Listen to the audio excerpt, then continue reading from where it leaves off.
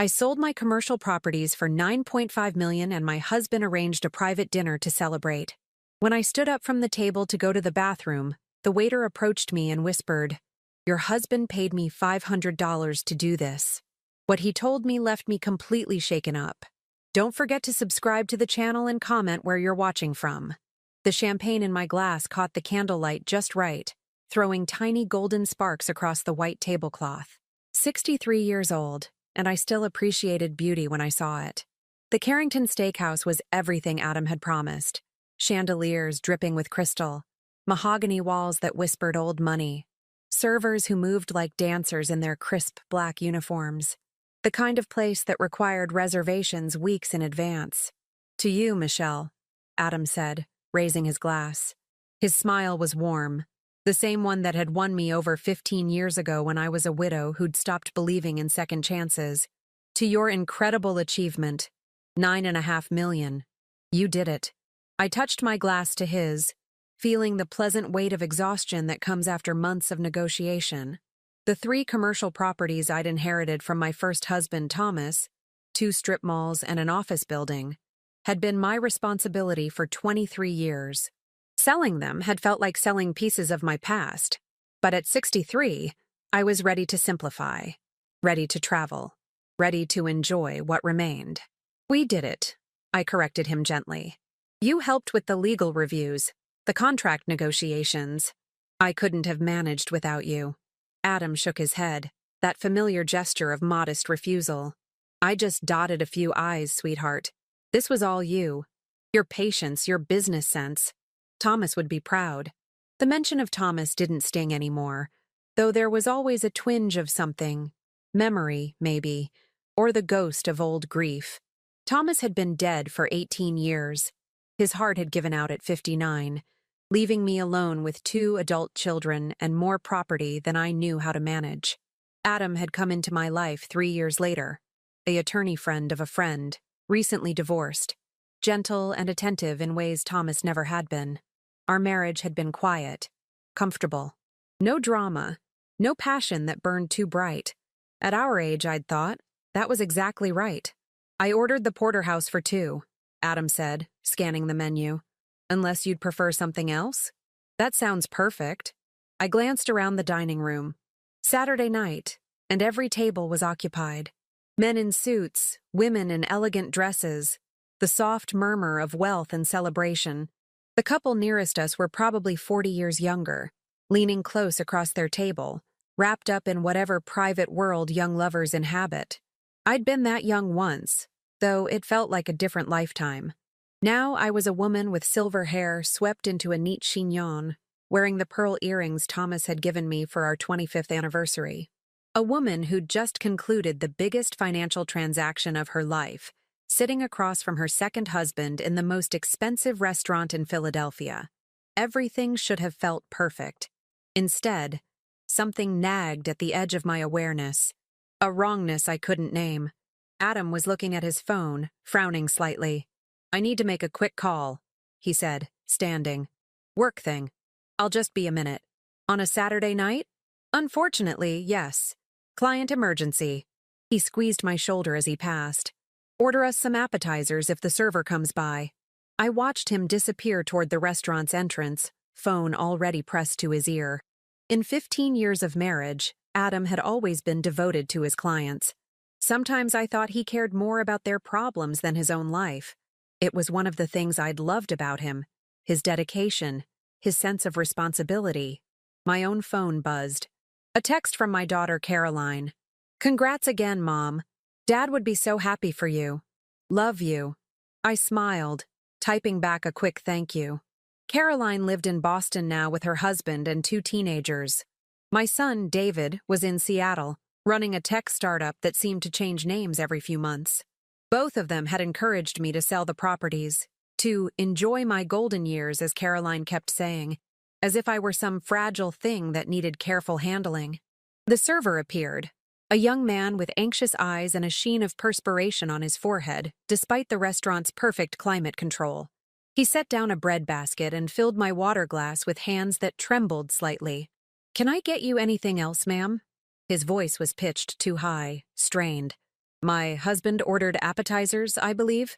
Yes, ma'am. They'll be right out. He hesitated, glancing toward the entrance where Adam had disappeared. Actually, ma'am, there's something I need to tell you. I looked at him more carefully. He was perhaps 25, with the kind of earnest face that hadn't yet learned to hide emotions. And right now, that face was broadcasting pure distress. Are you all right? I asked. He leaned down, lowering his voice to barely above a whisper. Ma'am, I need you to listen very carefully. Your husband? He paused, swallowed hard. He paid me $500 to put something in your drink. The words didn't make sense at first. They seemed to arrive in the wrong order, or in a language I didn't quite speak. I'm sorry. What? He gave me pills. 2 of them. He said to crush them into your wine when you weren't looking. The server's hand shook as he reached into his vest pocket and pulled out a small plastic bag. Inside were 2 white pills, oval-shaped, with no markings I could see. I can't do it. I don't care about the money. What he's asking. It's not right. My throat had gone dry. This is some kind of mistake. No, ma'am, I'm sorry, but it's not. He pressed the bag into my hand. He approached me when he made the reservation 2 weeks ago. He said, the server's voice cracked. He said you had a medical condition, that you needed to be sedated for your own safety. But the way he said it, the amount of money he offered, nothing about this feels right. I stared at the pills in my palm. They looked so ordinary, so benign. The kind of thing that could be aspirin or vitamins or anything at all. Where is he now? He went outside to make a call. Ma'am, I think you should leave. I can call you a cab or... No. My voice came out stronger than I felt. No, I need to understand what's happening. The server glanced nervously toward the entrance. He'll be back any second. If he sees me talking to you, go, I said. Thank you. You did the right thing.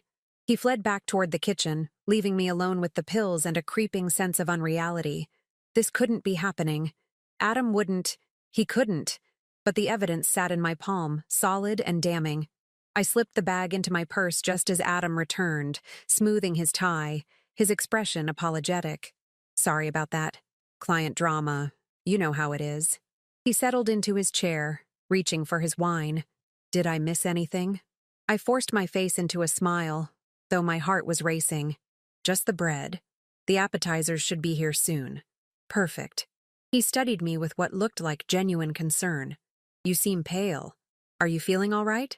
Just tired, I said. It's been a long few weeks. Of course. He reached across the table to take my hand. His fingers were warm, familiar. The same hands that had held me through my mother's funeral, that had painted the guest bedroom last spring, that had made me coffee every morning for 15 years. We'll make this a quick dinner if you want. Get you home to rest. No, I'm fine. I pulled my hand back, reaching for my water glass. I want to celebrate. We should enjoy this.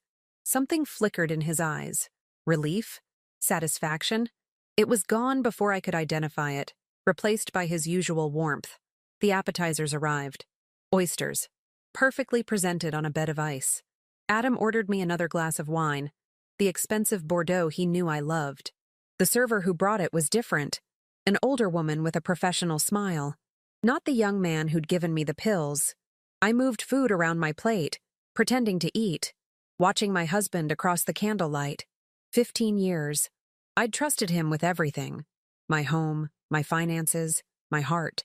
I'd added his name to my bank accounts, made him the executor of my will. He knew every detail of the property sale, had reviewed every document.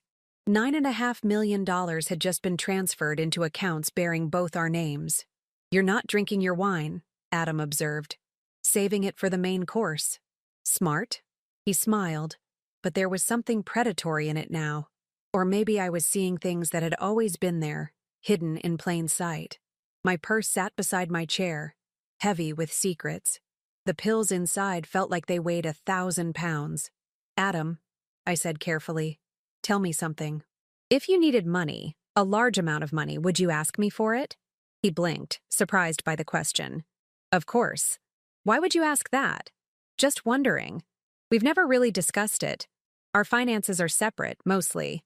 Your pension, my properties. Were your properties, he corrected gently. Past tense. You're a woman of liquid assets now. The way he said it made my skin prickle. True, I acknowledged. So if you needed help with something, a debt or a medical expense or anything like that, you'd tell me? Michelle, what's this about? He set down his fork, giving me his full attention. Is something wrong? No, I lied. I'm just thinking about the future, how we'll spend our time now. Maybe travel more like we've talked about. I'd love that. His shoulders relaxed. Europe, maybe. You've always wanted to see the Italian countryside. Yes, I said. That would be lovely. The main course arrived. 2 enormous steaks, perfectly seared. The server set them down with a flourish and retreated. Adam cut into his meat with practiced precision. I watched him eat. This man I thought I knew, and felt like I was seeing a stranger. I need to use the restroom, I said, standing. Of course. Take your time. I walked through the restaurant on legs that felt disconnected from my body. In the bathroom, I locked myself in a stall and pulled out the pills again, studying them under the harsh fluorescent light. What were they? What would they have done to me? And more importantly, why? My phone was in my hand before I'd consciously decided to use it. I pulled up my contacts, scrolling to a name I hadn't called in months. Linda Harper, an old friend from college who'd become a research chemist at the University of Pennsylvania. The text I sent was brief. Linda, I need your help urgently. Can I come by tomorrow? It's important. Her response came within seconds. Of course. Are you okay? I don't know yet, I typed back, but I need answers. I steadied myself against the marble counter, looking at my reflection in the mirror. Silver hair, pearl earrings, a pale blue dress that Thomas had always said brought out my eyes. I looked like exactly what I was. A respectable widow, a grandmother, a woman past her prime. But I was also a woman who'd built a successful real estate portfolio from scratch after her husband's death, who'd raised 2 children alone, who'd survived bankruptcy scares and legal battles, and the endless complications of property management. I'd learned to be tough when I needed to be, to ask hard questions, to trust my instincts. And right now, every instinct I had was screaming that I was in danger. I returned to the table. Adam looked up with a smile that no longer reached his eyes. Feeling better? Much, I said, and meant it. Because now I knew. Something was terribly, deeply wrong. And I was going to find out exactly what my husband was hiding, even if it destroyed everything I thought I knew about my life. Sunday morning arrived with deceptive normalcy. Adam made coffee in our sunny kitchen while I pretended to read the newspaper, the pills hidden in my jewelry box upstairs. He kissed my forehead before leaving for his morning tennis game, a routine so ordinary it felt obscene. I'll be back by noon, he said. Want me to pick up anything for lunch? No, I'm fine. I kept my voice light, casual. I might run a few errands. On a Sunday? You should rest, sweetheart. You worked so hard on that sale. Just some small things. Nothing strenuous. He studied me for a moment, and I wondered if he could see the fear I was working so hard to conceal. But then he smiled and grabbed his tennis bag. Don't overdo it. I'll see you soon. The moment his car pulled out of the driveway, I was upstairs, retrieving the pills and my purse. Linda had texted back at 7 a.m. I'm at the lab until 2. Come whenever you're ready. The University of Pennsylvania campus was quieter on Sundays, students still sleeping off Saturday night or buried in libraries. I found Linda in her research building, a converted brownstone that smelled of chemicals and old books. She met me at the door, concern etched across her face. Michelle, you look terrible. I feel terrible. I handed her the plastic bag. Can you tell me what these are? Linda held the pills up to the light, her chemist's eye already analyzing. Where did you get them? It's complicated. Can you test them? Today. Of course. She led me to her lab, a cramped space filled with equipment I couldn't begin to identify. This might take an hour or 2. Do you want to wait, or... I'll wait. She nodded, understanding that some questions didn't need asking. While she worked, I sat in her small office, trying to make sense of the impossible. Adam had been planning this for at least 2 weeks. That's when he'd made the reservation, when he'd approached the waiter. This wasn't impulse. This was premeditation. But why? My phone buzzed. A text from Caroline. Hey Mom, quick question. Did you change the password on the real estate account? I tried to log in to see the final sale documents and it's not working. I stared at the message, ice spreading through my veins. Caroline had access to that account because I'd given it to her years ago, when she'd helped me organize the property files. The password hadn't changed in 5 years, unless someone had changed it recently. When did you try to log in? I texted back. Just now. I wanted to download copies for my files. No rush, just let me know the new password when you can. I pulled up the account on my phone, trying my usual password. Access denied. My hands shook as I tried again, triple-checking each character. Access denied. Linda, I called out, my voice sharper than intended. How much longer? She appeared in the doorway, her expression grim. I've got preliminary results. Michelle, these are benzodiazepines. Specifically, a very high dose of midazolam. Do you know what that is? No. It's a sedative. At this dosage, it would render someone unconscious for hours, possibly longer, depending on body weight and other factors. She paused. This isn't recreational. This is the kind of thing used in medical procedures. Or what? Or when someone wants to completely incapacitate another person. Linda sat down across from me. Michelle, you need to tell me what's going on. Are you in danger? I don't know yet. I showed her Caroline's text. But I think my husband just locked me out of the account where $9.5 million is sitting. Linda's eyes widened. You need to call the bank, right now. It's Sunday, they're closed. Their fraud department isn't. Call them. She was right. I pulled up the bank's customer service number, my heart hammering. The automated system transferred me 3 times before I finally reached a human being, a woman with a professionally sympathetic voice who introduced herself as Patricia. I need to check on my accounts, I said. Someone may have changed my login credentials without authorization. I can help with that. I'll need to verify your identity first.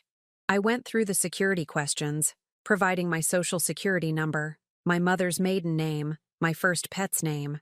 With each answer, Patricia's silence grew longer.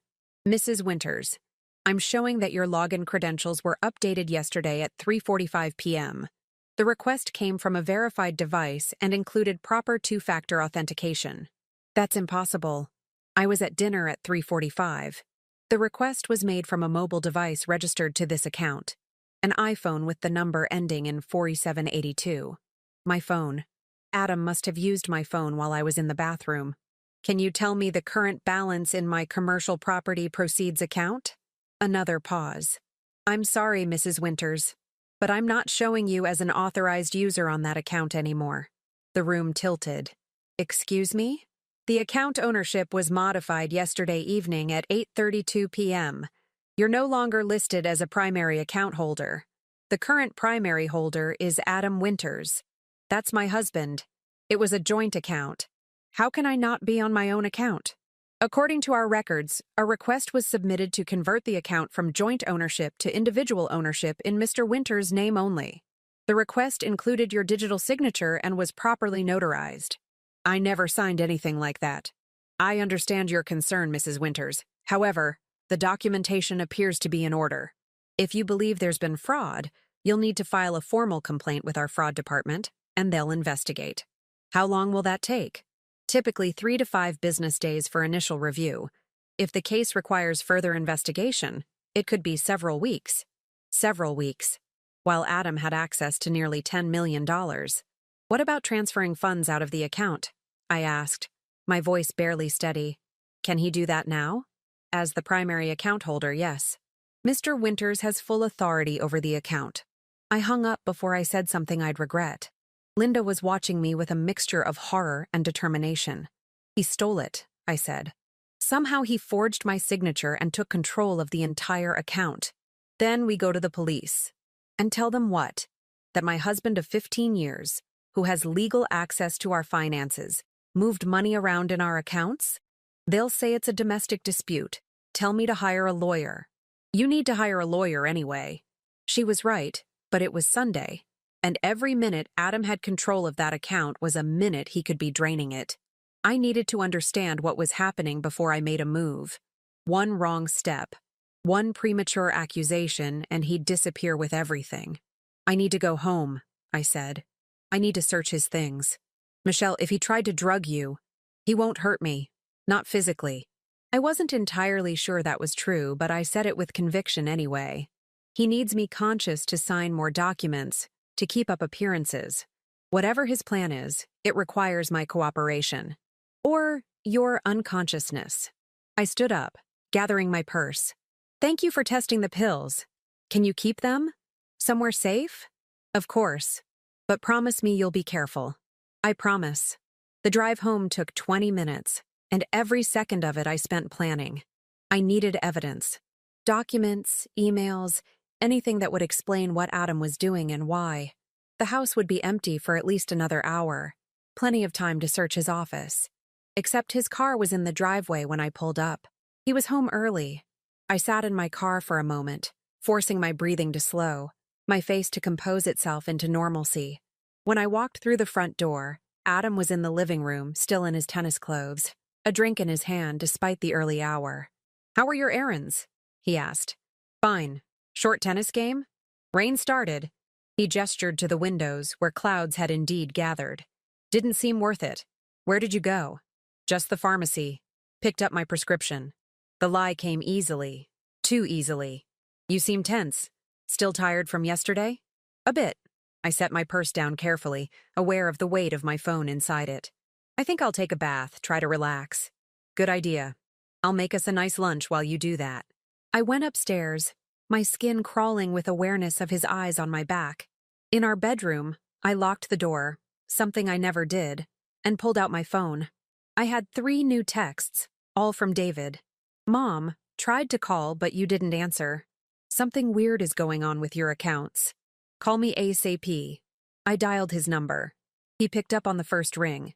"Mom, finally. Listen, I got a weird email this morning from some investment firm saying they're managing your portfolio now. Did you hire new advisors?" "What firm?" "Harrington Financial Management. They said Adam referred them, that you're restructuring your investments. But it seemed off, so I wanted to check." Harrington Financial. I'd never heard of them. "David, I need you to do something for me, and I need you not to ask questions yet. Can you do that?" "Mom, you're scaring me." "I'm all right, but I need you to research that firm. Find out who owns it, when it was established, everything you can. And don't tell anyone you're looking. Not even Caroline? Especially not Caroline. Not yet." I hated involving my children, but David had resources I didn't. Tech skills, connections in the business world. "Can you do this today?" "I'm on it." "But Mom, what's going on?" "I'll explain soon. I promise. Just be discreet." I hung up and ran water for the bath I wouldn't take, making noise to cover the sound of my movements. Then I crept to the bedroom door and listened. Downstairs, Adam was talking to someone on the phone. His voice was low, but I caught fragments through the old house's thin walls. "Tomorrow morning. Transfer should clear by Tuesday." "No. She doesn't suspect anything." My heart was pounding so hard I thought it might break through my ribs. "Told you, it's handled. The documentation is perfect. Even if she goes to the police, by the time they investigate." I couldn't hear the rest. I eased the door open a crack, straining to catch more. "Seattle by Wednesday." "Yes, with the full amount. She'll never find us." Seattle. Where David lived. Was my own son involved in this? No. That was impossible. David had just warned me about Harrington Financial. Unless that was part of the plan. A way to seem innocent while Adam executed whatever scheme they'd concocted together. I was spiraling, seeing conspiracies everywhere. I needed facts, not paranoia. The water was still running. I turned it off and sat on the edge of the tub trying to think clearly. Adam was planning to transfer money tomorrow morning. He was going to Seattle by Wednesday. He thought I didn't suspect anything. I still had time. Not much, but some. My phone buzzed. An email from the bank, confirming a scheduled wire transfer for Monday morning. $9,200,000. Destination, an account at First National Bank of Seattle. All of it. He was taking all of it. The email had been sent to my old address, the one I rarely checked anymore. He must have forgotten to remove me from the notifications when he'd changed the account ownership. It was the first mistake he'd made, and I was going to use it. I came downstairs 20 minutes later, hair damp, wearing a bathrobe. Adam was in the kitchen, making sandwiches with the careful attention he brought to everything. 15 years of marriage, and I'd thought that attention meant he cared. Now I saw it for what it was. Control, precision, the mark of a man who planned every detail. "Feeling better?" he asked. "Much." I smiled at him, and it felt like my face might crack from the effort. "I was thinking, maybe we should celebrate the sale properly. Take a trip somewhere. We could leave next week." "Next week?" Something flickered in his expression. Alarm, quickly masked. "That's so soon. We'd need to plan, make arrangements. We have the money now. We can afford to be spontaneous." "True, but I have client meetings scheduled, court appearances. I can't just leave." "Of course." I took a sandwich from the plate he offered. "I forgot how busy you are. But we'll definitely travel. Soon. I promise." He was lying. By Wednesday, according to what I'd overheard, he'd be in Seattle with $9 million, and I'd be here with nothing but questions and a locked bank account. Unless I stopped him first. "Adam," I said carefully, "have you heard of Harrington Financial Management?" His hand froze halfway to his coffee cup. Just for a second, but I saw it. "Can't say I have. Why?" "Oh, David mentioned them. Just curious. David talks to you about investment firms?" "Sometimes. You know how he is with business things." Adam relaxed slightly. "Well, I've never heard of them. Must be some Seattle outfit." "Probably." We ate in silence. The sandwich tasted like cardboard, but I forced it down, maintaining the pretense of normalcy. All the while, my mind was racing.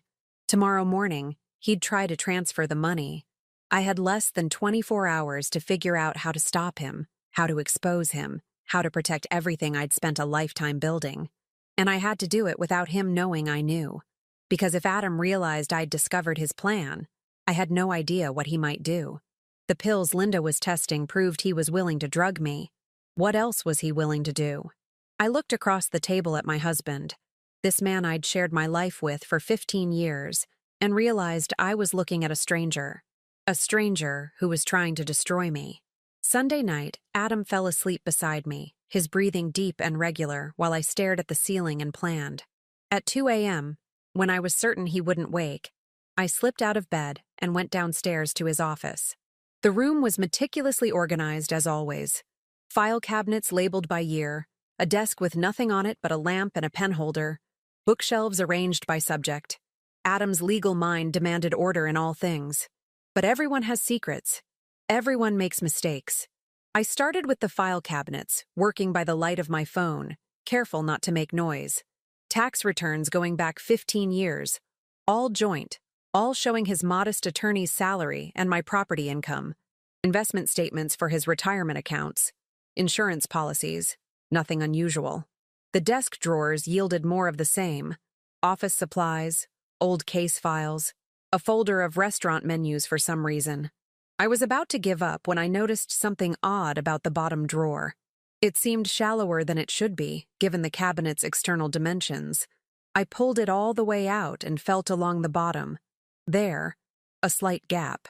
I pressed, and a false bottom popped up, revealing a hidden compartment. Inside was a manila folder, thick with documents. My hands trembled as I opened it. The first page was a birth certificate. Melissa Ann Winters, born April 15, 2003 in Portland, Oregon. Mother, Jennifer Winters. Father, Adam Thomas Winters. Adam had a daughter, 22 years old. The next document was a marriage certificate. Adam Thomas Winters and Jennifer Marie Caldwell, married June 8, 2001 in Portland, Oregon. He'd been married before. He'd told me his previous marriage was brief, childless, ending in an amicable divorce. He'd said his ex-wife had moved to Europe, that they'd lost touch. Another lie. I kept reading, my horror growing with each page. Divorce papers, but dated 2019, 6 years after Adam and I had married, which meant he'd been married to both of us. For 6 years, he'd maintained 2 separate lives. There were bank statements for an account I'd never heard of, showing regular transfers. $10,000 a month, every month, going back years. Payments to various medical facilities in Oregon, Oregon Health and Science University, Portland Children's Hospital, Pacific Northwest Cancer Center. And then I found the medical records. Melissa Winters, diagnosed with acute lymphoblastic leukemia in 2018. Treatment ongoing. Prognosis uncertain. His daughter had leukemia. I sat back, the papers scattered across the desk, trying to process what I was seeing. Adam had a sick daughter. A daughter who needed expensive medical treatment, and he'd been funneling money to her for years. My money, siphoned from our joint accounts in amounts small enough that I'd never noticed. But apparently it hadn't been enough. There were more recent documents, estimates from treatment centers, experimental therapies not covered by insurance, clinical trials in Seattle, with participation fees in the hundreds of thousands, a letter from a specialist recommending immediate enrollment in a new program. Cost, $4 million. $4 million he didn't have. Until I sold my properties. I heard a sound upstairs, Adam stirring. I shoved everything back into the folder, replaced the false bottom, closed the drawer. My heart was hammering as I crept out of the office and back upstairs, sliding into bed just as Adam's breathing changed. Michelle? His voice was sleepy. You okay? Just needed water. Go back to sleep. He rolled over, and within minutes his breathing had deepened again. I lay rigid beside him, my mind racing. Part of me, a small, traitorous part, almost understood. A sick daughter, desperate medical bills. The kind of situation that could make someone do terrible things. But he'd lied. For years he'd lied. He'd married me while still married to someone else. He'd stolen from me, forged documents, tried to drug me. Whatever sympathy I might have felt was drowned by the betrayal and the questions. So many questions. If Jennifer divorced him in 2019, why had he kept lying to me? Why not just tell me about Melissa, ask for help with her medical bills? I might have said yes. I might have understood. Unless there was more to the story. Unless the truth was even worse than what I'd discovered. I waited until dawn, until Adam left for his morning run, another routine so normal it felt obscene. The moment he was gone, I called David. Mom, it's 6 a.m. on a Monday. I need everything you found on Harrington Financial, now. He was instantly alert. Okay, so, here's the weird thing. The company only exists on paper. It was incorporated 3 weeks ago in Delaware. The listed owner is something called HFM Holdings, LLC, which is owned by another LLC, which is owned by another one. It's a shell game. Can you find out who really owns it? I'm trying, but whoever set this up knew what they were doing. It's going to take time to untangle. He paused. Mom, what's going on? You're scaring me. I wanted to tell him. Wanted to unload everything I'd discovered. But something held me back. David, I need you to answer a question honestly. Has Adam ever contacted you about investment opportunities? Or asked you for help with anything financial? Adam? No, never. We barely talk. You know that. It was true. Adam and my children had always been cordial but distant. David had never warmed to his stepfather, though he'd been polite for my sake. Why would you ask that? David pressed. Just checking something. Keep researching that company, but be careful. Don't let anyone know what you're doing. You're really freaking me out. I know, I'm sorry, I'll explain soon. I hung up and called Caroline next. She answered on the first ring, her voice tight with worry. Mom, thank goodness. I've been trying to call you since yesterday. I'm sorry, honey. Things have been complicated.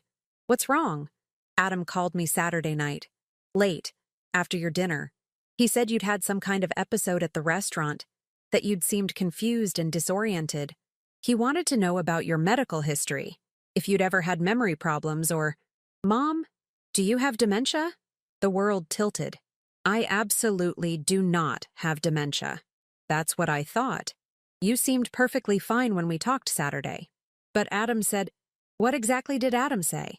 That he was worried about you. That the stress of the property sale might have been too much.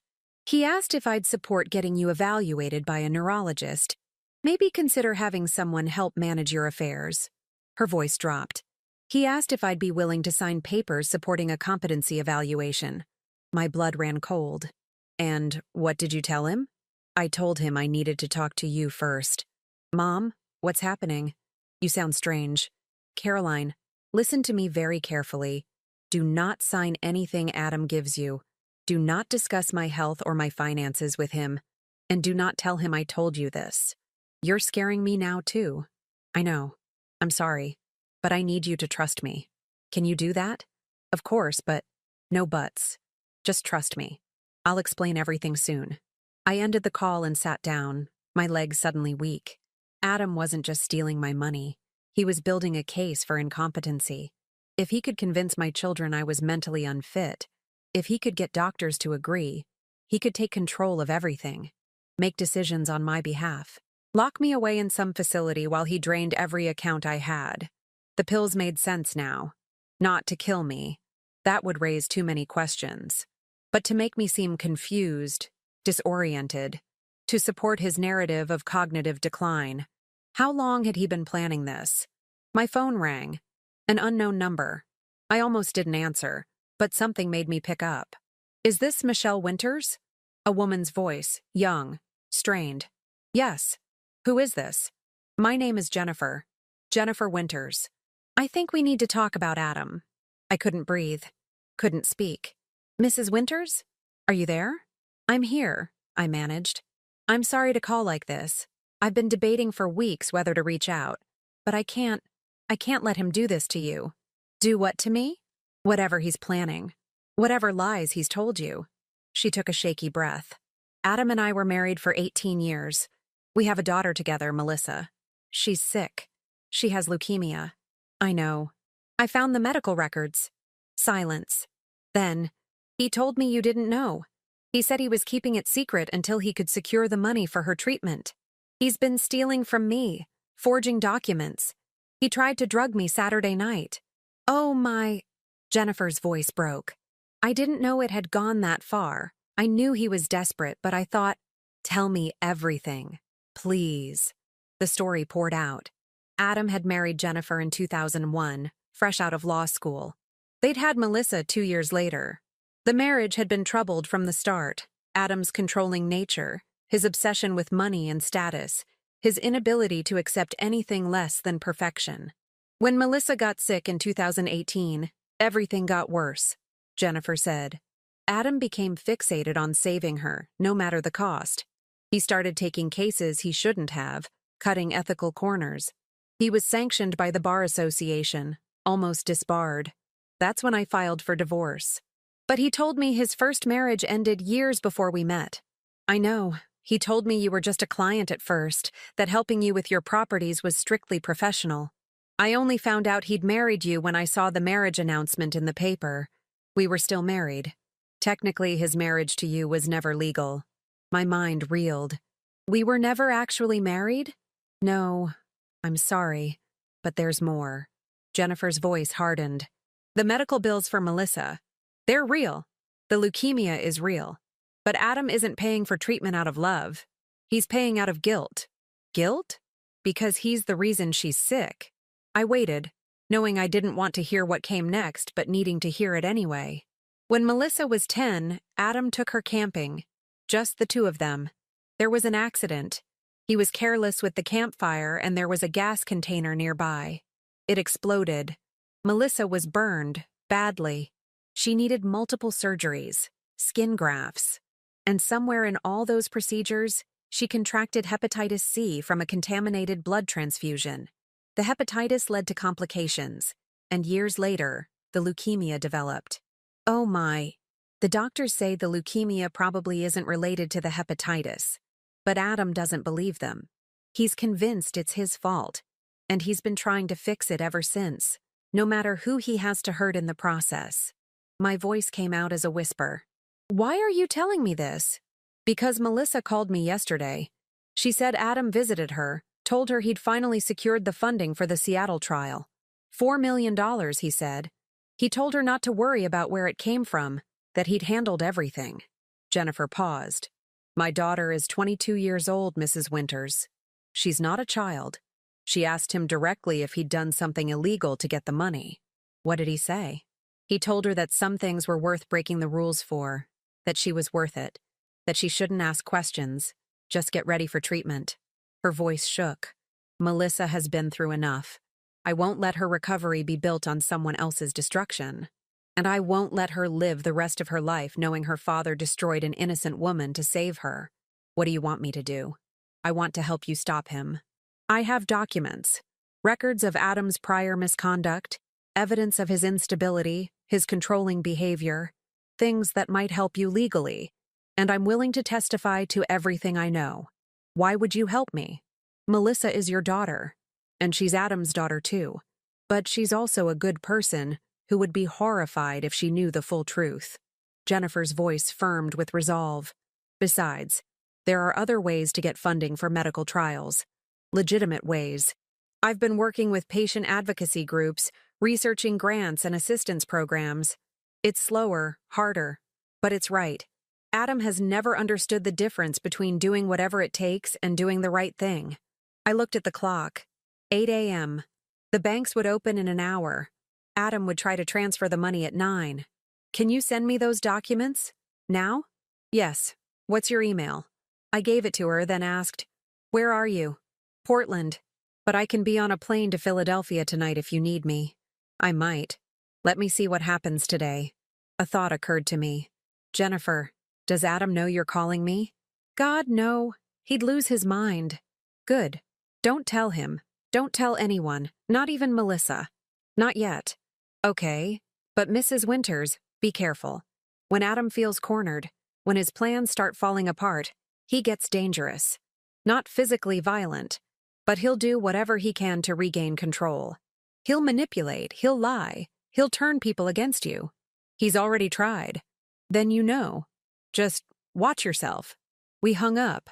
My email pinged almost immediately. Jennifer worked fast.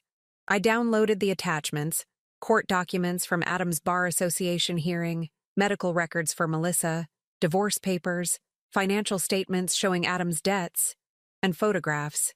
Adam with Jennifer and a young Melissa, smiling at the camera. The same smile he'd given me across the table Saturday night, right before he tried to drug me. More photos. Melissa in the hospital, thin and pale but alive. Fighting. A 22-year-old girl who had no idea her father was a bigamist and a thief. I heard Adam's car in the driveway. He was back from his run, right on schedule. I had 1 hour before the banks opened, 1 hour to decide my next move. I could call the police, but with what proof? The pills Linda had tested could be explained away. Adam could claim I was confused, that they were my own medication. The forged documents giving him control of my account looked legitimate enough to fool the bank. And I had no proof he'd actually tried to drug me, just the word of a waiter who'd probably deny everything if pressed. I could call a lawyer, but it was Monday morning. Even if I found someone willing to see me today, what could they do before 9 a.m.? Or I could do what I'd been doing my whole life. Handle it myself. Adam came through the door, sweaty and cheerful. Morning, sweetheart. Sleep well? Very well, I lied. Adam, I've been thinking about what you said yesterday, about being tired from the sale. Yes? You might be right. Maybe I should see a doctor, just to make sure everything's okay. His eyes lit up, actually lit up with satisfaction. That's a wonderful idea. I can make you an appointment with Dr. Harrison. He's excellent, very thorough. I'd appreciate that. I'll call him right now. He practically ran to his office. I heard him on the phone, voice low and urgent. Making arrangements, no doubt, with a doctor who was probably in on the scheme. Another piece of his plan falling into place. Or so he thought. Because Adam had made one crucial mistake. He'd underestimated me. At 8:45 a.m., I sat in our living room with a cup of tea I hadn't touched, watching Adam prepare for what he thought would be his victory. He'd showered, dressed in his best suit, and was now gathering papers from his office. No doubt the forged documents he'd need to complete the transfer. I have to run to the bank, he said, kissing my forehead. Just some routine paperwork. I'll be back in an hour and then we can head to Dr. Harrison's office together. He had a cancellation and can see you at 11. That's convenient, I said. Very. I explained the situation, your confusion at the restaurant, your memory issues. He's concerned and wants to run some tests. What memory issues, Adam?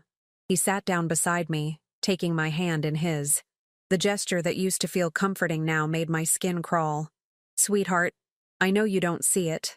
That's part of the problem. But you've been forgetting things. Small things at first, where you put your keys, whether you took your medication. But lately, it's gotten worse. Has it? Saturday night, you were disoriented at the restaurant. You couldn't remember what you'd ordered. You seemed confused about where we were. The lie was so smooth, so confident. He'd probably practiced it. I don't remember that, I said carefully. Exactly. That's what worries me. He squeezed my hand. But Dr. Harrison will help. We'll figure this out together. I watched him leave, waited for his car to disappear down the street, then moved fast. First call, Linda. Are you at the lab? Yes, why? I need you to write a formal report on those pills. Technical language, official letterhead, the works. And I need it in the next 30 minutes. Michelle, what are you planning? Something risky. Can you do it? I'll have it done in 20 minutes. Second call. My own bank, not the one where the property proceeds sat. This is Michelle Winters. I need to speak with your fraud department immediately. It's an emergency. They transferred me to a supervisor named Michael Evans, who listened as I explained the situation in rapid, precise terms. My husband has forged documents to take control of an account at First National. He's attempting to transfer $9 million this morning. I have evidence of forgery, bigamy, and attempted drugging. Mrs. Winters, these are serious accusations. Do you have proof? I have the drugs he tried to use on me, currently being analyzed by a university chemist. I have testimony from his actual wife. He was married to her when he married me, making our marriage invalid and his access to my accounts fraudulent. And I have documents showing he's been embezzling from our joint accounts for years. I'll need to see all of this. You will. But first, I need you to contact First National and flag any transfers from the commercial property account in my name. Tell them there's an active fraud investigation. I can't just call another bank and then call the police, call the FBI, call whoever you need to call. But if that money leaves the account, I'll hold your bank responsible for failing to act on a reported fraud. It was a bluff. I had no idea if that would hold up legally, but my voice carried the conviction of someone who'd spent decades managing difficult tenants, negotiating with aggressive developers, and refusing to be pushed around. Michael Evans hesitated, then, "Give me the account details." I did, along with every piece of information I had. "I'm sending you documentation right now, email and text. I'll do what I can, Mrs. Winters, but you should file a police report immediately." "I will, thank you." Third call. Caroline. "Honey, I need you to do something. Call Adam right now and tell him you've reconsidered, that you're willing to talk about my competency evaluation. Keep him on the phone as long as possible." "Mom, what's going on?" "Please, Caroline. Trust me. I'll explain everything soon, but right now I need you to keep him distracted." "Okay, but you're really freaking me out." "I know. I love you." Fourth call. David. "Did you find anything else on Harrington Financial?" "Actually, yes. I traced it back through the shell companies. The ultimate owner is listed as R.T. Winters Consulting. R.T. Winters. Adam Thomas Winters. He created a fake company to manage my money? Looks like it. And Mom, there's more. I found out where the company is registered. There's a physical address in Seattle. I pulled up the property records. Want to guess who lives there? Tell me." "A woman named Jennifer Winters and her daughter Melissa. The property is owned by an LLC that Adam set up in 2018. My mind raced. He bought them a house? Or he's planning to. The LLC exists, but the property purchase isn't finalized yet. Like he was waiting for funding." David paused. "Mom, who are Jennifer and Melissa?" "His real family," I said quietly. "The one he forgot to mention when he married me." Silence. Then, "I'm getting on a plane. I'll be there tonight." "David, no. It's too expensive and—" "Mom, my stepfather is a bigamist who's trying to steal your money. I'm coming home. End of discussion." He hung up before I could argue. I sat for a moment, letting the pieces fall into place. The house in Seattle, the Harrington Financial Shell Company, the money transfer scheduled for this morning. Adam wasn't just stealing my money for Melissa's medical treatment. He was buying Jennifer and Melissa a house, setting up a management company in his name, creating a whole new financial structure where he controlled everything, and I was supposed to be either locked away in a facility for dementia patients or so drugged and confused that I couldn't fight back. My phone buzzed, a text from Caroline. Talked to Adam for 15 minutes. He seemed annoyed but tried to hide it. What's happening? 15 minutes. That might have been enough. Another text, this one from Linda. Report attached. Call me when you can. I opened the attachment. 3 pages of technical analysis, complete with spectroscopy results and chemical formulas I didn't understand, all concluding that the pills contained a dangerous dose of midazolam, a controlled substance that would have rendered me unconscious for hours. Perfect. I forwarded everything to Michael Evans at my bank, then composed a careful email to First National's fraud department with all the documentation attached. Jennifer's divorce papers proving Adam was married to someone else when he married me. The property records showing his attempt to buy a house in Seattle. Linda's analysis of the drugs. David's research on Harrington Financial. Each piece of evidence on its own might seem circumstantial. Together, they painted a clear picture of fraud. I hit send just as I heard a car in the driveway. Adam was back, early. I shoved my phone under a couch cushion and picked up my tea, forcing my hands to stay steady. When he walked in, his face was flushed, his movements tight with barely controlled anger. The transfer didn't go through, he said. Oh? Why not? Some issue with the bank's system. They said there was a flag on the account. His eyes narrowed. Did you call them? Why would I call them? I can't even access the account, remember? Right. He set down his briefcase with controlled precision. Of course. It's probably just a routine security check. I'll go back this afternoon. What about my doctor's appointment? We'll reschedule. This is more important. He pulled out his phone, typing rapidly. I need to make some calls. He went into his office and closed the door. I could hear his voice rising, the tone sharp and demanding. Whoever he was talking to wasn't giving him the answers he wanted. I retrieved my phone and checked my email. A response from Michael Evans. First National has frozen the account pending investigation. Local police have been notified. FBI Financial Crimes Division has been copied on all documentation. You should expect a call from investigators today. Relief flooded through me, followed immediately by fear. The money was safe, for now, but Adam would know someone had interfered. And when he figured out it was me, the office door slammed open. Adam stood in the doorway, his face pale with fury. You, he said. You did this. I set down my tea with a steady hand.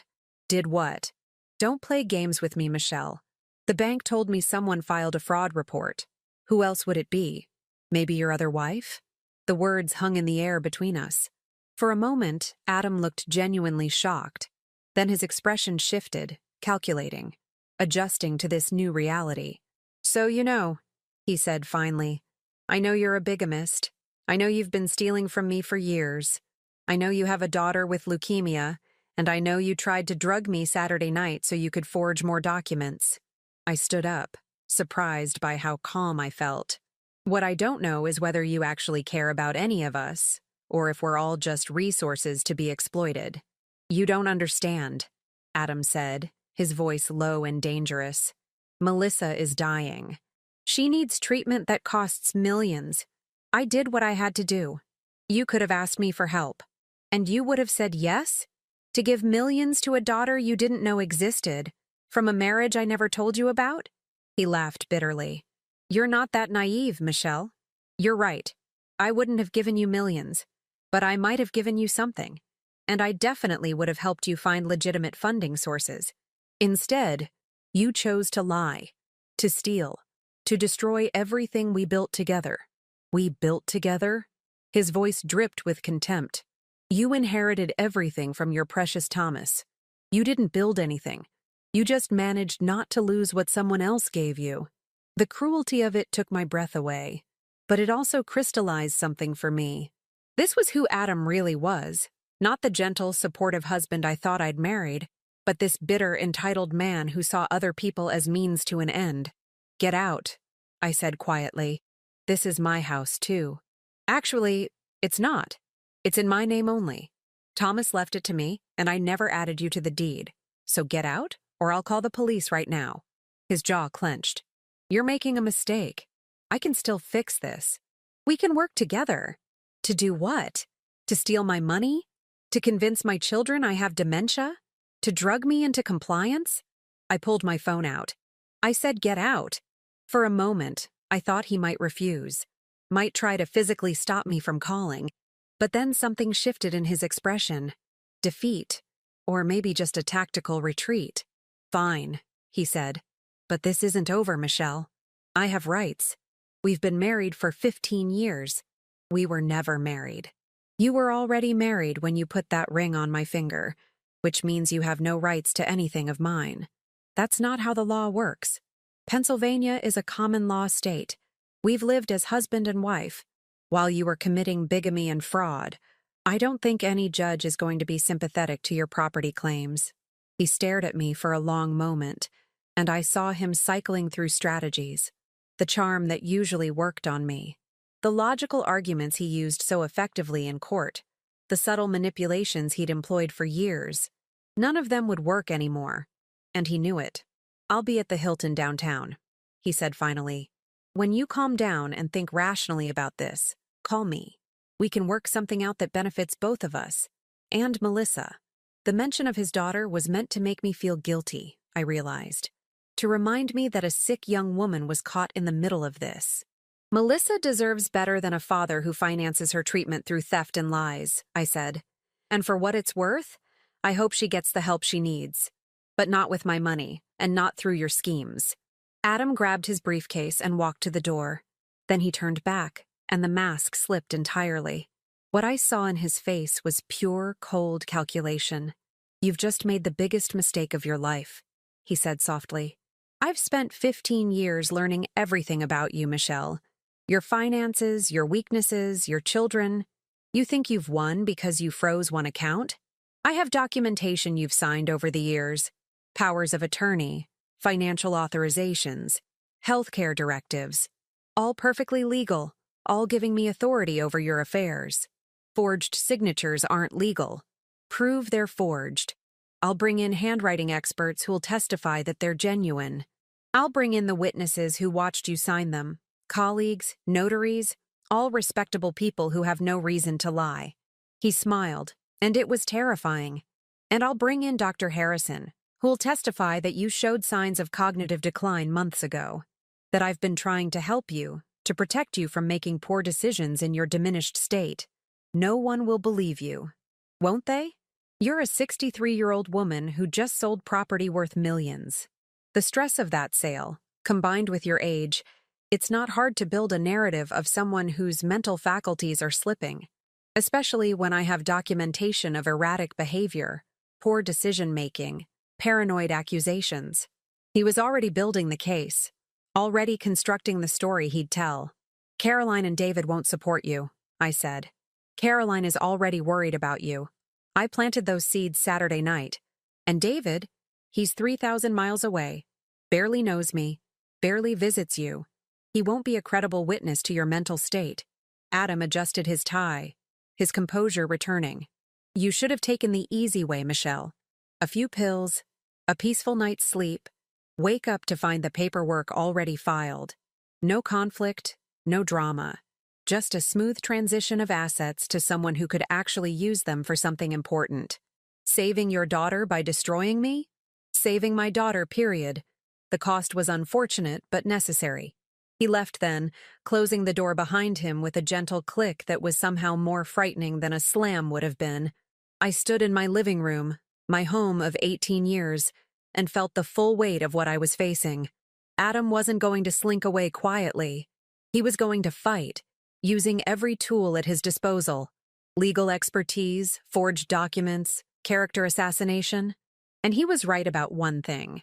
I was a 63-year-old woman, going up against an attorney who'd spent 15 years positioning himself for exactly this scenario. My phone rang. A number I didn't recognize. Mrs. Winters? This is Detective Pauline Hanson with the Philadelphia Police Department, White Collar Crimes Division. I understand you've filed a fraud complaint against your husband. I'd like to come by and take your statement if that's convenient. Yes, I said. That would be very convenient. I can be there in 30 minutes. Perfect. Detective, there's something you should know. My husband just threatened me. He said he has forged documents that give him power of attorney over my affairs, and he's planning to use them to claim I'm mentally incompetent. Did he threaten you physically? No, but he's an attorney. He knows how to intimidate without crossing legal lines. I understand. Mrs. Winters, do you have somewhere safe you can stay tonight? Friends or family? The question startled me. This is my house. I know, but if your husband is as sophisticated as you suggest, he may try to re-enter the property, claim it as a marital residence. It could get complicated legally. For tonight, until we sort this out, it might be better if you were somewhere else. I thought about Caroline in Boston, David flying in from Seattle. My son is coming into town tonight. Good. Don't be alone until we have a better handle on this situation. And Mrs. Winters, don't sign anything. Don't discuss the case with anyone except your attorney, and document everything. Every phone call, every interaction, every threat. I will. See you in 30 minutes. I hung up and looked around my home, the house where I'd raised my children, where I'd grieved Thomas, where I'd foolishly let Adam into my life. Tomorrow, it might not feel like mine anymore. Tomorrow, I might be fighting for every piece of my identity, my autonomy, my right to control my own life. But today, right now, I still had my wits, my resources, and enough evidence to fight back. Adam had made one crucial miscalculation. He'd assumed that age meant weakness, that being a widow meant being vulnerable, that 15 years of manipulation had made me dependent on him. He'd forgotten that I'd survived losing the love of my life, raising 2 children alone, and building a multi-million-dollar real estate portfolio in a male-dominated industry. If he wanted a war, I'd give him one. But I'd fight it my way, with intelligence, preparation, and the quiet strength that comes from knowing you're in the right. The doorbell rang. Detective Hanson was early. I went to answer it, straightening my shoulders, lifting my chin. This was just the beginning. Detective Pauline Hanson was younger than I'd expected, perhaps 40, with sharp eyes and an air of competence that immediately put me at ease. She sat in my living room with a notepad and a recording device, listening as I laid out everything I'd discovered over the past 36 hours. "Let me make sure I understand," she said when I finished. "Your husband, or the man you believed was your husband, attempted to drug you Saturday night, forged documents to steal $9 million, and has been committing bigamy for the past 15 years. That's correct. And you have physical evidence of the drugs, testimony from his legal wife Jennifer, and documentation of the financial fraud." "Yes, I can provide all of it." Detective Hanson made notes, her expression carefully neutral. "Mrs. Winters, I have to ask, did you confront your husband before filing the fraud report?" "No. I filed the report first, then confronted him when the transfer failed." "Smart." She looked up from her notepad. "Most people do it the other way around, which gives the perpetrator time to destroy evidence or flee. You've made my job easier. I spent 23 years managing rental properties," I said. "You learn to document everything and trust no one. Good instincts." She hesitated. "I should tell you, though. Mr. Winters called our department an hour ago." My stomach dropped. "What did he say?" "He filed a missing person report on you. Said you left the house this morning, seemed confused and disoriented, and he's worried about your safety. He also mentioned that you have declining cognitive function, and may be a danger to yourself. The audacity of it took my breath away. He's preemptively building his incompetency case. That's my assessment as well. Which is why I'm documenting very clearly that you are lucid, coherent, and making detailed, consistent statements backed by physical evidence." Detective Hanson leaned forward. "Mrs. Winters, I'm going to be frank with you.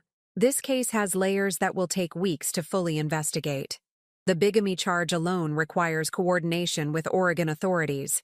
The financial fraud involves multiple jurisdictions. And the attempted drugging. That's the most serious charge. But it relies heavily on the waiter's testimony, which may be difficult to obtain. He was paid $500 to commit a crime. Why wouldn't he testify? Because Mr. Winters is an attorney who knows how to intimidate witnesses. He could claim the waiter is lying, that there's no proof of any payment. Without bank records showing that transaction, it's your word against your husband's. But the pills are evidence that someone attempted to drug you. They don't prove your husband was the one who tried. She held up a hand before I could protest. I believe you, Mrs. Winters. Everything you've told me fits a clear pattern of financial abuse and manipulation. But I need you to understand what you're up against. Mr. Winters has 15 years of established history as your spouse, access to your medical records, and the legal expertise to make this very complicated. So what do? You fight smart. You've already done that by freezing the account and gathering evidence. Now you need to go on the offensive. Detective Hansen pulled out a business card. This is a colleague of mine, Ida Vance. She's an attorney who specializes in elder financial abuse. Call her today. Tell her I referred you. I'm not elderly, I said, more sharply than intended. No, but legally. Anyone over 60 qualifies for enhanced protections under Pennsylvania law. Ms. Vance can file emergency motions to protect your assets, contest any powers of attorney your husband claims to have, and most importantly, she can get you a competency evaluation from an independent doctor before Mr. Winters does. I took the card. Won't that be expensive? Very. But you have $9 million at stake. This isn't the time to worry about attorney's fees. She was right, of course. But the idea of spending my money to fight the man who'd tried to steal it felt like another violation on top of everything else. Detective Hansen stood. I'll be in touch as the investigation proceeds. In the meantime, I want you to be very careful. Don't meet with Mr. Winters alone. Don't sign anything. Don't let him back in this house. What if he has a key? Change the locks. Today. She paused at the door. Mrs. Winters, I've worked white-collar crimes for 12 years. I've seen a lot of sophisticated fraud schemes. This one, it's particularly cruel because of the personal betrayal involved. But I've also seen a lot of victims who were too intimidated or ashamed to fight back. You're not one of them. That gives you a real advantage. After she left, I sat for a moment, letting the weight of it all settle on my shoulders. Then I called Ida Vance. She could see me at 2 p.m. Next, I called a locksmith. He could come at 3. Then I texted both my children. Family emergency. I need you both here as soon as possible. We'll explain everything when you arrive. Caroline responded immediately. On my way. Be there by 6. David. Landing at 8 tonight. I spent the next hour organizing my evidence into folders. One for the police, one for my attorney, one for my own records. Linda's drug analysis, Jennifer's documents, David's research on Harrington Financial, bank statements showing Adam's systematic theft over the years, now that I knew what to look for. The numbers were staggering. Over 15 years, he'd taken nearly $800,000 in small, careful increments. Money I'd never missed because he was clever enough to disguise it as legitimate expenses. Home repairs that were never done, investment fees for accounts that didn't exist, charitable donations to organizations that turned out to be shell companies. $800,000, stolen so gradually I'd never noticed. My phone rang. Adam. I let it go to voicemail, but curiosity made me listen to the message. Michelle, please, we need to talk about this rationally. I know you're upset, and I understand why. But throwing away 15 years over a misunderstanding, that's not the woman I know.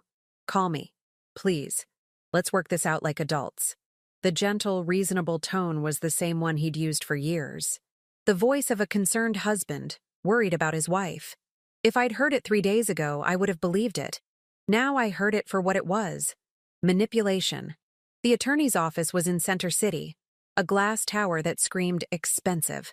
Ida Vance met me in a conference room with floor-to-ceiling windows overlooking the city. She was perhaps 50, with gray hair she made no attempt to hide, and eyes that missed nothing. I told her everything. She listened without interrupting, occasionally making notes. First things first, she said when I finished. We need to establish your competency beyond any doubt. I'm going to arrange for you to see Dr. Sylvia Day. She's a geriatric psychiatrist who does independent evaluations for the court. She's not connected to anyone in this case, and her credentials are impeccable. How soon? I'll call her now. With luck, tomorrow morning. Ida pulled out her phone, had a brief conversation, then smiled. 9 a.m. tomorrow. She's doing this as a favor. Thank you. Next, I'm filing an emergency motion to freeze all joint accounts and prevent your husband from accessing any property or assets in your name. That should be granted by end of day tomorrow. He'll fight it. Of course he will. But the bigamy gives us a strong argument that he never had legal standing to access your assets in the first place. Ida leaned back in her chair. Mrs. Winters, I'm going to ask you something difficult. Do you want to press criminal charges? The police are already investigating. I mean personally. Do you want to pursue this to the fullest extent possible? Because if you do, we're talking about criminal fraud, forgery, attempted drugging, bigamy. Your husband could face serious prison time. I thought about Melissa, 22 years old and fighting for her life. Adam's daughter, who'd done nothing wrong except have a father willing to destroy other people to save her. I don't know, I admitted. You don't have to decide now. But think about it. Because when word gets out, and it will, about what he's done, there will be pressure from various directions. People will ask you to show mercy, to think about his daughter, to consider your own reputation. My reputation? You're a wealthy widow who married a con artist. Some people will wonder why you didn't see through him sooner. Others will paint you as vindictive for pursuing charges against a man trying to save his sick child. Ida's expression was sympathetic but firm. I'm not saying it's fair. I'm saying it's reality. You need to be prepared. She was right. I could already imagine the whispers, the judgment, the questions about my judgment, my intelligence, my culpability and my own deception. I can handle it, I said. I believe you can. Now, let's talk strategy.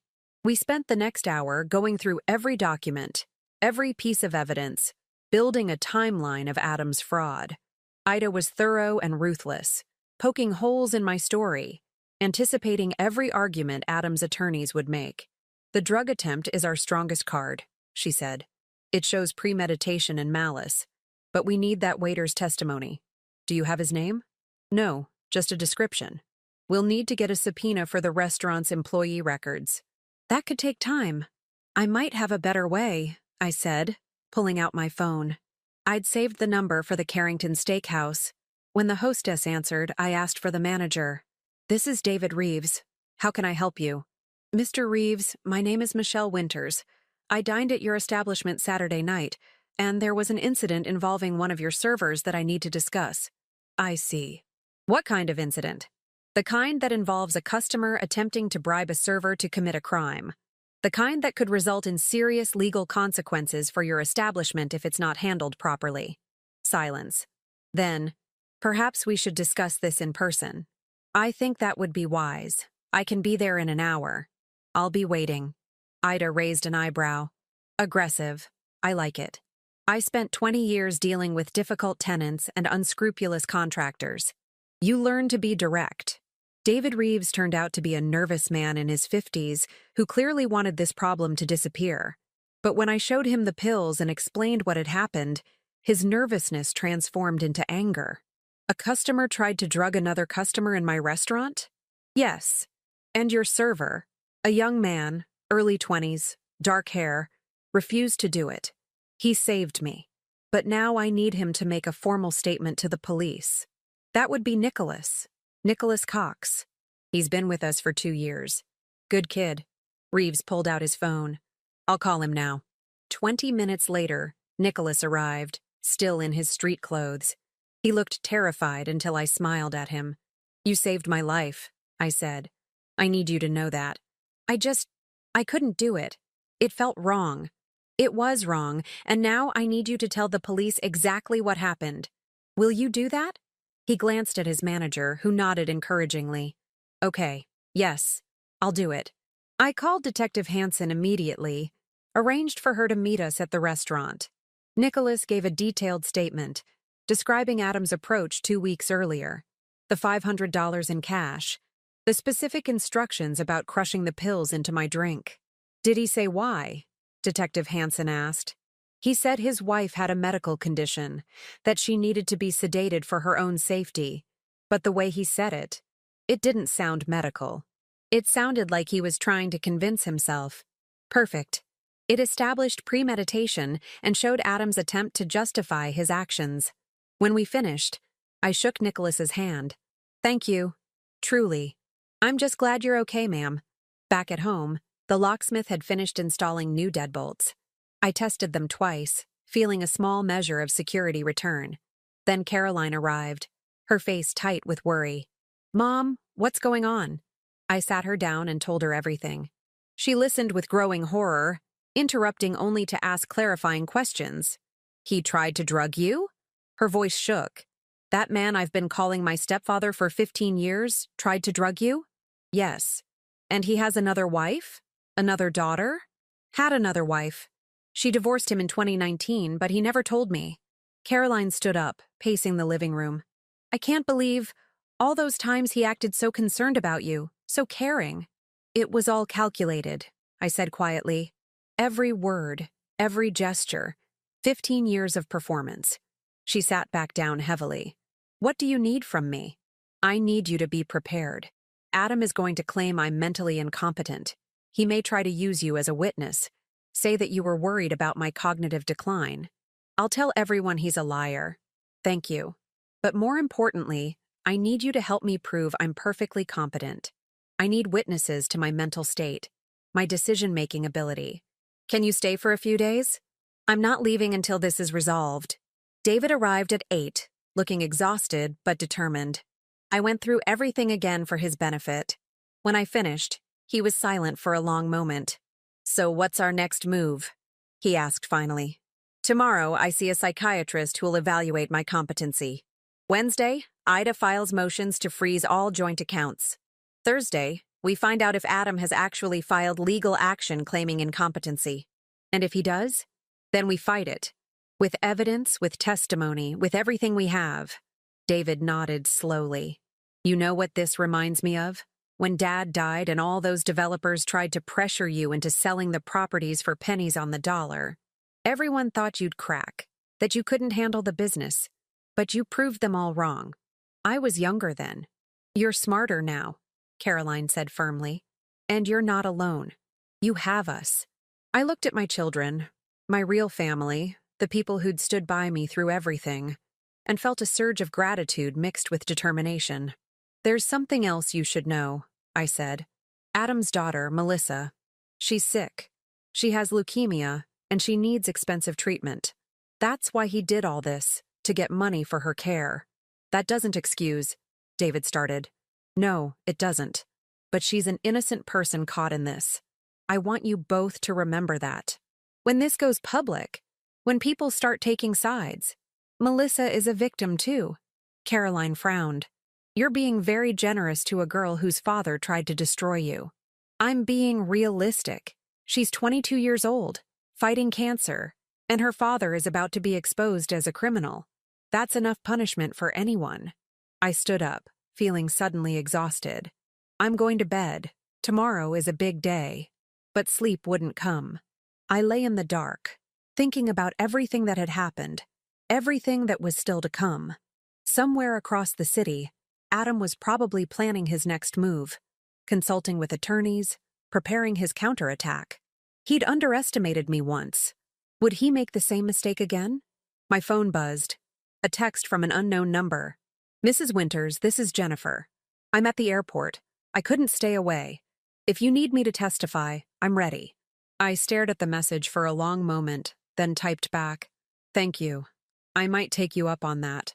Her response came immediately. Whatever you need. Adam destroyed my life for years. I won't let him destroy yours. An ally I'd never expected. A woman who had every reason to hate me. The woman her husband had left her for, choosing instead to help me. Maybe that's what Adam had never understood. That women don't have to be enemies just because a man put them in competition. That we could choose solidarity over rivalry. That his manipulations only worked as long as we stayed isolated from each other. I set my phone aside, and finally slept, dreaming of courtrooms and confrontations, of truth finally coming to light.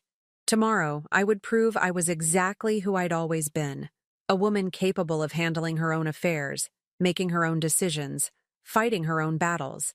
And Adam would learn that the greatest mistake he'd ever made was assuming my age made me weak. Doctor, Sylvia Day's office was nothing like I'd expected. Instead of sterile white walls and clinical furniture, it was warm and comfortable. Bookshelves lined with medical texts, soft lighting, chairs that actually looked inviting. The doctor herself was a woman in her late 60s with kind eyes and an air of unflappable calm. Mrs. Winters, thank you for coming on such short notice. Ida explained the situation. I understand you're facing accusations of cognitive decline. Accusations from a man trying to steal my money, yes. She smiled slightly. Well, let's establish the facts, shall we? The evaluation took 3 hours. Memory tests, logic puzzles, questions about current events, assessments of my judgment and decision-making abilities. Dr. Day was thorough but never condescending, treating me like an intelligent adult rather than a confused elderly woman. At the end, she set down her pen and looked at me directly. Mrs. Winters, I'm going to be frank. You are one of the sharpest 63-year-olds I've evaluated in my 30 years of practice. Your memory is excellent, your reasoning is sound, and your ability to analyze complex situations is well above average. If anything, you show cognitive function typical of someone 20 years younger. Relief flooded through me. You'll put that in writing? I'll have a full report to Ida by end of day. And if this goes to court, I'll testify to my findings. She leaned forward. Mrs. Winters, I see a lot of elder abuse cases, financial exploitation, families trying to declare competent people incompetent for their own gain. This case, it's particularly egregious because of the sophisticated planning involved, but you have something most victims don't. What's that? The wisdom to recognize what was happening and the strength to fight back immediately. Many people in your situation would have second-guessed themselves, wondered if they really were losing their faculties. You trusted your instincts. That's rare and valuable. I left her office feeling vindicated but also angry. Angry that I'd had to prove my own competency, that Adam's lies had forced me to defend my mental state to a stranger. Angry that at 63, people were so ready to believe I might be declining simply because of my age. Ida called as I was driving home. Dr. Day already sent me her preliminary notes. Michelle, this is perfect, airtight. No judge will question your competency with this evaluation. Good. What's next? I filed the emergency motions this morning. We have a hearing tomorrow at 2 p.m. Adam's attorney will be there. He hired Gerald Blackwood, by the way. I recognize the name. One of Philadelphia's top litigation attorneys, known for aggressive tactics and expensive billable hours. Of course he did, I said. Using what money, I wonder? Probably a retainer from past earnings. Or he's working on contingency, hoping to get a percentage of your assets once they win. Ida paused. Michelle, I need to prepare you. Blackwood is going to attack your credibility, your mental state, your motivations. He'll paint Adam as a devoted husband worried about his declining wife. Let him try. That's the spirit. I'll see you tomorrow at the courthouse. At home, Caroline was making dinner while David worked on his laptop at the kitchen table. The domestic normalcy of it felt surreal after the day I'd had. How did it go? Caroline asked. The doctor says I'm perfectly competent. Sharp even. Of course you are, David said without looking up from his screen. Anyone who spends 5 minutes with you can see that. Not everyone sees clearly when there's money involved. I sat down across from him. What are you working on? Following the money trail. Mom, Adam's been busy. I found 3 more shell companies linked to his name, all created in the past 6 months. He's been planning this for a while. Show me. David turned his laptop around. The screen showed a complex web of corporate entities, each linked to the next. See this? He created a consulting firm, which owns a management company, which owns an investment fund. All separate legal entities, but all controlled by him. My guess is he was planning to funnel your money through these companies to make it harder to trace. Can we prove it? I'm working on it. These kinds of corporate structures, They're designed to hide ownership, but everything leaves a digital trail if you know where to look. Caroline set plates on the table. I still can't believe he did all this. 15 years of lying, every single day. He probably didn't think of it as lying, I said quietly. He convinced himself it was justified. That he was doing it for Melissa, so it didn't count as wrong. That's not how morality works, David said. No, but it's how rationalization works. I looked at my children, grateful for their presence, their support. There's something I need to tell you both. I've been thinking about Melissa. Caroline's expression hardened. What about her? She's innocent in all this. She didn't ask her father to commit fraud, and she's fighting for her life. I don't want her to suffer because of what Adam did. Mom, you're not seriously thinking of giving them money. No, not directly. But there are legitimate funding sources for experimental treatments, patient advocacy groups, research grants, clinical trials with financial assistance. I'm going to hire someone to research those options and send the information to Jennifer. If Melissa qualifies for any of them, she should know. David and Caroline exchanged glances. You're a better person than I am, Caroline said finally. I'm a mother. If one of you were sick, I'd do anything, legal or not, to save you. I understand Adam's desperation, even if I can't forgive his choices. I paused. But understanding doesn't mean accepting. He still has to face consequences for what he did. The next day, the courthouse was exactly as intimidating as I remembered from the few times I'd been there over property disputes. Ida met me outside the courtroom, looking professional and confident in a dark blue suit. Ready? She asked. As I'll ever be. Adam was already inside with Gerald Blackwood, a silver-haired man with the kind of expensive suit that screamed success.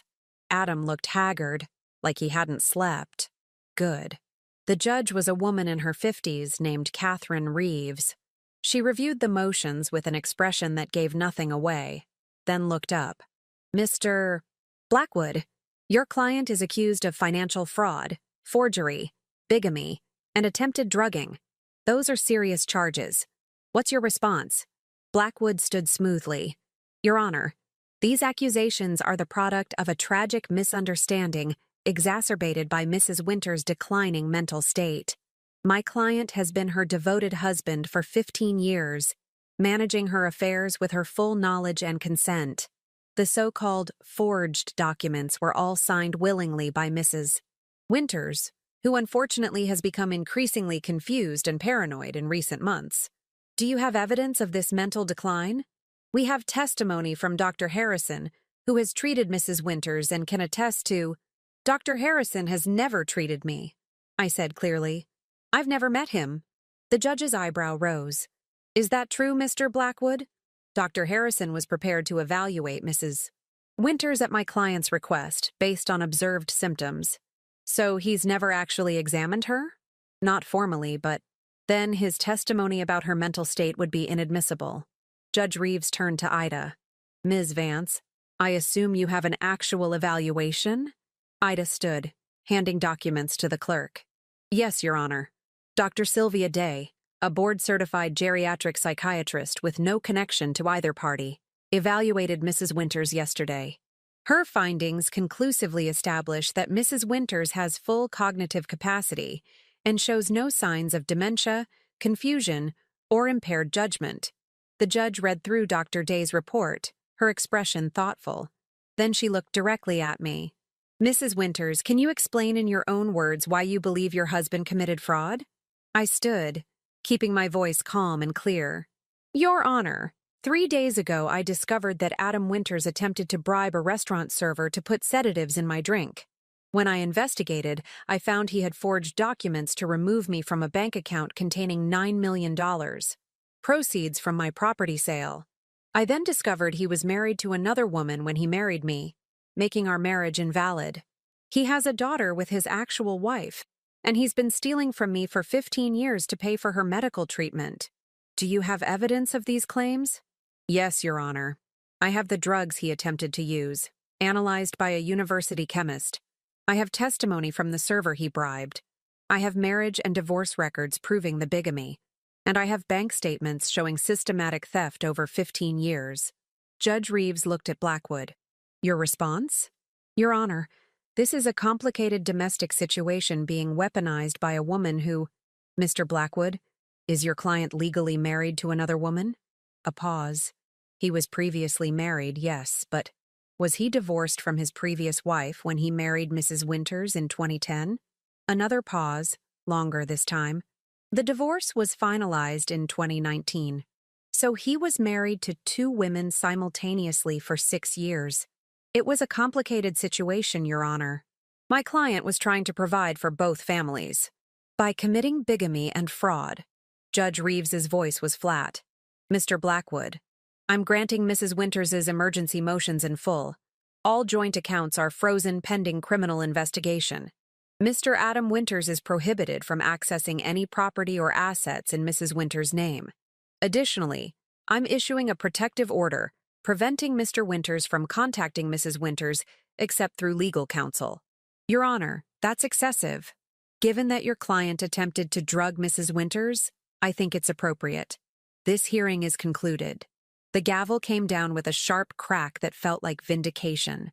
Outside the courtroom, Ida turned to me with a smile. That went well. Better than well. That was perfect.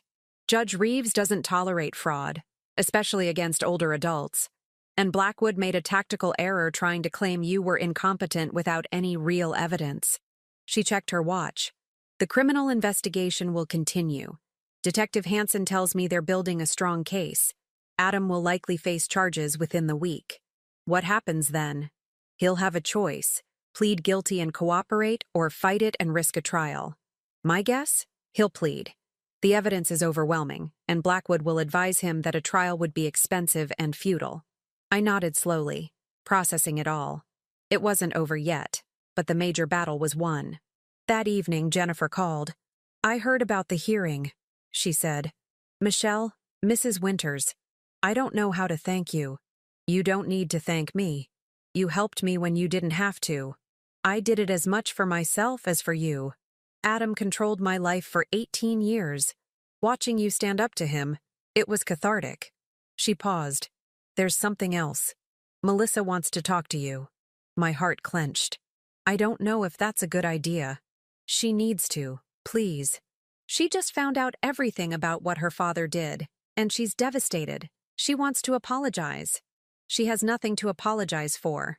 I know, but she needs to hear you say it. A moment later, a younger voice came on the line. Mrs. Winters? This is Melissa. Hello, Melissa. I'm so sorry. Her voice was thick with tears. I didn't know what my dad was doing. I swear I didn't. He told me he'd gotten a loan, that he'd worked out a payment plan for the treatment. I had no idea that he was stealing from you. I believe you, I said gently. And I want you to know, I don't blame you. None of this is your fault. But he did it for me, because I'm sick.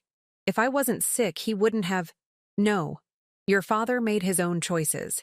Bad choices. Illegal choices. Those decisions are on him, not you. I took a breath. Melissa, I've hired someone to research legitimate funding sources for experimental leukemia treatments. Clinical trials, patient assistance programs, research grants. If you're interested, I'll send you that information. No strings attached. Silence. Then, why would you do that? Because you deserve a chance to get well. And because the sins of the father shouldn't be visited on the daughter. She was crying now openly. Thank you. Thank you so much. After we hung up, I sat in my quiet house and felt something I hadn't expected. Peace. Adam would face justice. My assets were protected. My competency was established beyond doubt. And I'd helped an innocent young woman without compromising my principles. 2 weeks later, Adam pleaded guilty to fraud, forgery, and attempted assault charges. He was sentenced to 4 years in prison with possibility of parole after 2. His law license was permanently revoked. Gerald Blackwood quietly dropped him as a client after the plea deal. I filed for an annulment on the grounds that our marriage was never legal due to his prior marriage. It was granted immediately. David and Caroline helped me sort through 15 years of accumulated possessions, deciding what to keep and what to throw away. It was cathartic, discarding the detritus of a false life. "What are you going to do now?" Caroline asked as we packed up Adam's office. "Live," I said simply. "I'm 63 years old. I have my health, my mental faculties, and enough money to do whatever I want. I'm going to travel. I'm going to spend time with you and your families. And I'm going to remember that I survived this." "You did more than survive," David said. "You won." "No, I protected myself. There's a difference."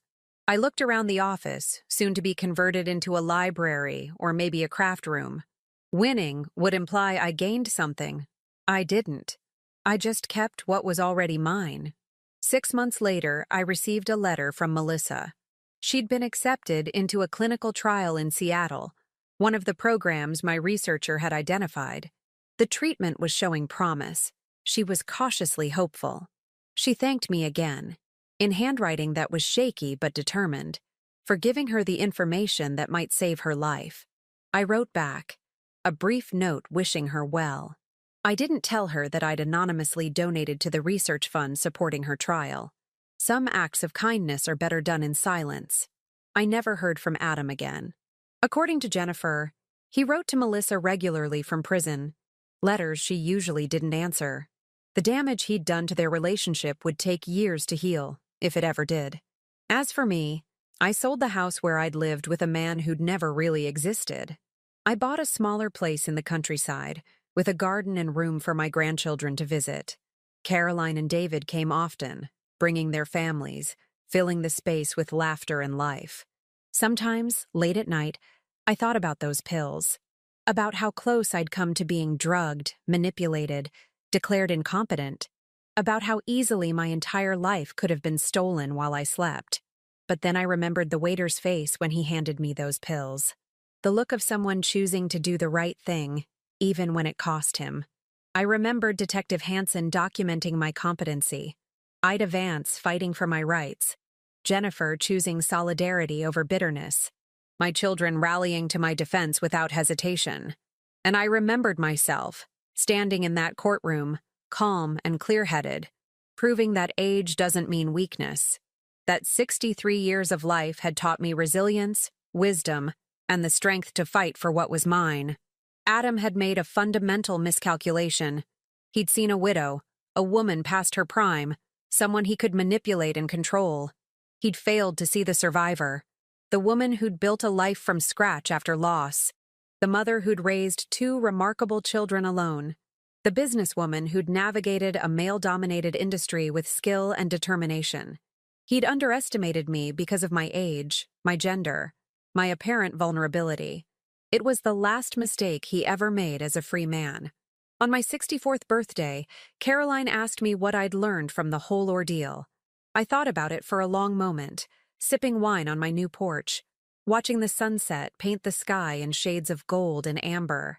I learned that the wisdom that comes with age is a weapon more powerful than any lie, I said finally. I learned that patience, preparation, and intelligence will always defeat brute force or clever schemes. And I learned that the greatest strength isn't in never being fooled. It's in recognizing the truth when you see it and having the courage to act on it. She smiled. "That's beautiful, Mom." "It's survival," I corrected gently. "Beauty is just a side effect." The sun set, and the stars came out, and I sat in the peace I'd fought so hard to reclaim. My money was mine. My life was mine. My future was mine. And I'd never again let anyone take those things from me without a fight. Now tell me, what would you have done if you were in my place? Let me know in the comments. Thank you for watching, and don't forget to check out the video on your screen right now. I'm sure it will surprise you.